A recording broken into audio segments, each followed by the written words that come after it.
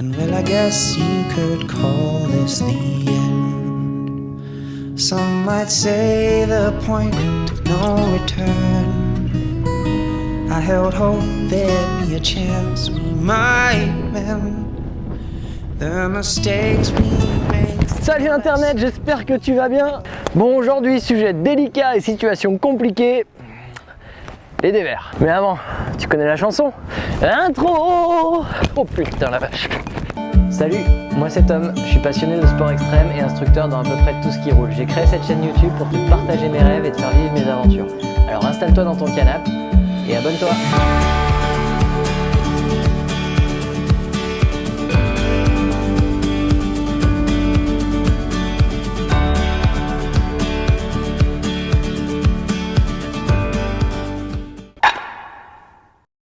For the love that you gave, the investment of time you made, all the money you saved for those plans well laid. Doesn't it feel like a shame or a waste, the game of love?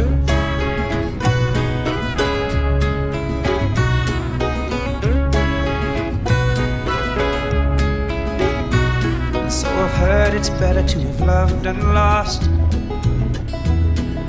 never to have loved at all.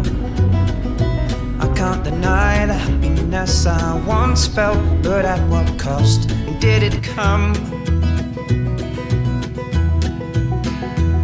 For the love that you gave, the investment of time you made. Bon Internet, tout d'abord, qu'est-ce qu'un dévers? C'est simplement un passage que tu dois franchir où le côté gauche est plus bas que le côté droit, ou l'inverse. Et oui, c'est inversé derrière ton écran Internet, petit filou. Il y a deux informations qui te permettent d'estimer la difficulté de ce passage. La première, c'est l'angle, et la deuxième, c'est le revêtement, le grip disponible. Plus il y a d'angle, plus c'est compliqué, plus le revêtement est pourri, moins il y a de grip, et t'as compris quoi, plus c'est le bordel.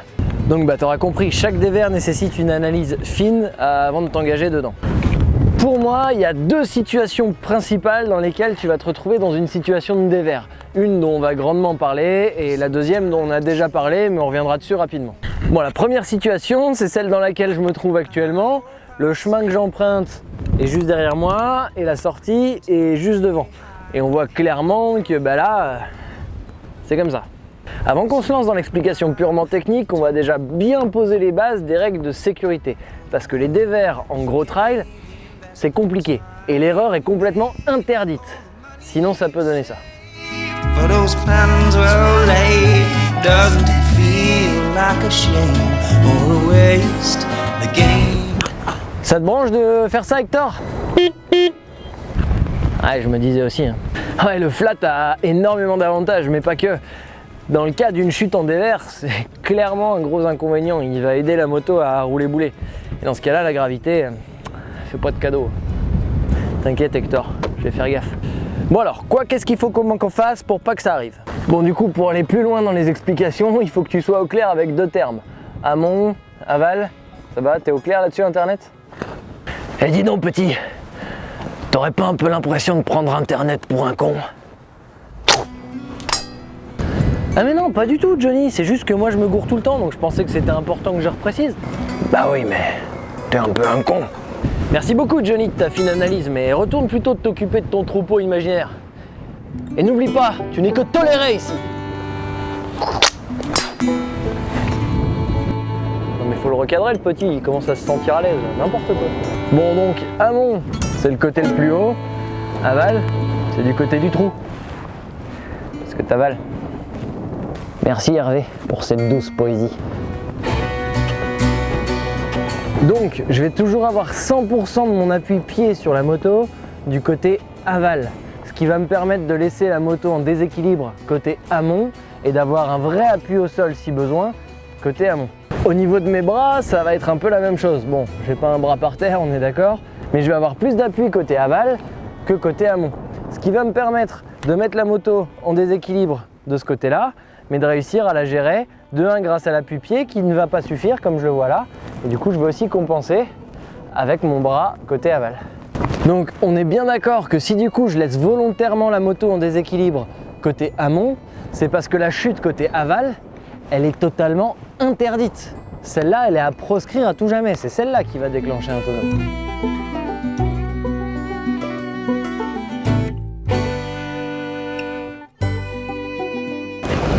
Ah ouais, dans un dévers, qu'est-ce qui te fait peur? Le vide. Du coup, tu regardes quoi?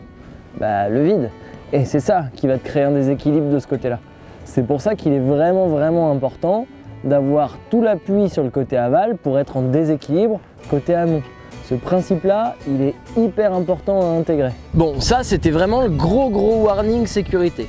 Pour ce qui est maintenant du côté plutôt technique, ce qui est vraiment compliqué dans un dévers, c'est de garder le grip. Donc pour comprendre comment garder le grip dans un dévers, on va marcher à l'envers. Qu'est-ce qui peut nous faire perdre le grip? Trop d'angle côté amont au niveau de la moto, action trop brutale au niveau du frein avant. Oui, c'est l'embrayage. Action trop brutale au niveau du frein avant ou encore action trop brutale au niveau des gaz. Ok, donc maintenant qu'on sait ça, qu'est-ce qu'on va faire concrètement? Dans ma tête, c'était un chanteur d'opéra qui te l'annonçait. Et comme j'en ai pas trouvé, je me suis dit, je vais faire le chanteur d'opéra. Il suffit de prendre une grosse voix, de chanter un truc que personne comprend et ça fait à peu près de l'opéra. Donc le maître mot, c'est finesse. Donc retiens ça Internet. Toute action brutale sur une de tes commandes entraînera de manière inopinée et sans appel une perte d'adhérence de la roue qui était reliée à la dite commande. Espèce de sagouin. Bref, un peu trop de frein avant, tu perds l'avant, un peu trop de gaz, tu perds l'arrière, un peu trop d'angle, tu perds les deux. L'objectif dans un dévers, c'est avant tout de ne pas perdre d'altitude. Parce que c'est très compliqué d'en reprendre, mais c'est très facile d'en perdre. Si tu perds l'adhérence, le seul moyen de retrouver du grip, c'est de descendre un petit peu. Donc t'as vite fait de te retrouver bien plus bas que ce que t'aimerais.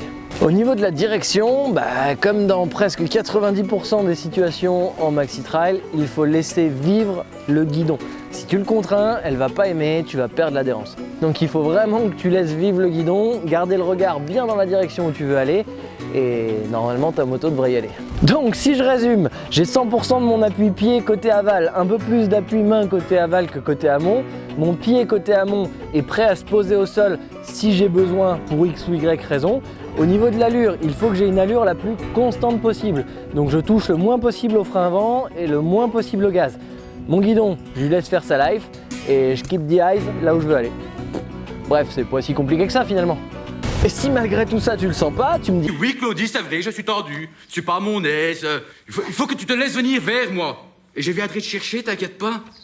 Et donc pour te laisser venir vers moi, il suffit de faire le passage en sécurité. 100% de ton appui du côté aval, ton pied sur le sol côté amont et tu avances centimètre par centimètre avec ton embrayage. C'est pas plus compliqué que ça.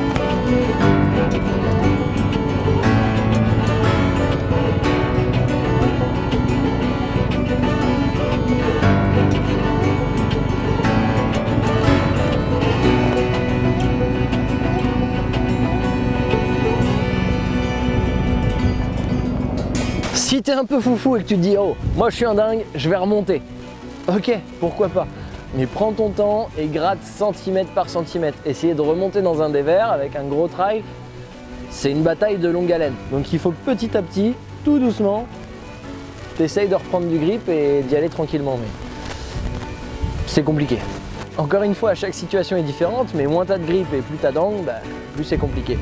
Et puis si t'as besoin de relever ta moto quand elle est couchée dans le dévers, rien de plus simple, tu viens mettre encore une fois ton appui côté aval, tu vas venir appuyer très fort et tirer un peu avec tes bras.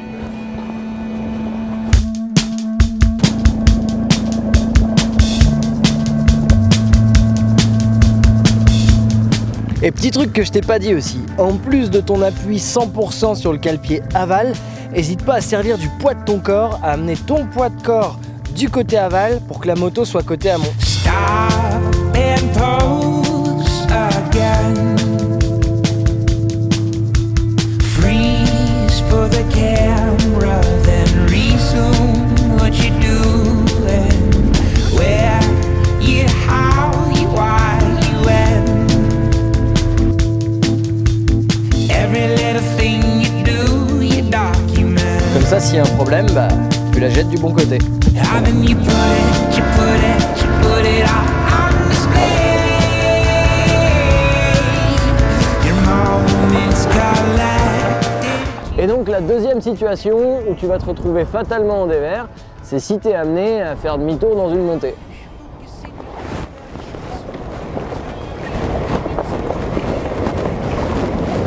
Et donc là, du coup, on se retrouve dans la même situation que tout à l'heure où on est en dévers. Sauf que la différence, c'est que on cherche pas à aller tout droit, on cherche à reprendre la descente. Donc je fais la même chose, 100% de mon appui côté aval, un bon appui côté amont, et je vais faire pivoter ma moto. Mais bon, ça, 4 manœuvres de sécurité, je te le refais pas, tu connais Internet.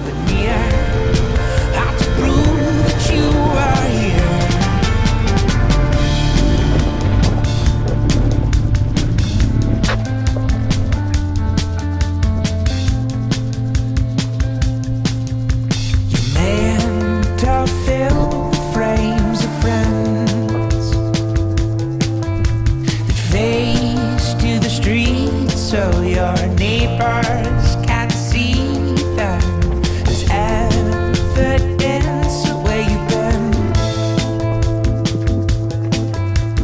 Everything you ever see is through a camera lens. Haven't you put it all on display? A gallery of time you took to validate. Flash focusing your bag of tricks will turn a real thing into a million pixels. Stopping, posing, holding up moments, pausing the play to take a picture home with you for your trophy case. While you're stopping, posing, capturing moments, much more happens than you'll ever know. Since all you wanted was a souvenir to prove that you are here, to prove that you are here. Voilà Internet, à la royure.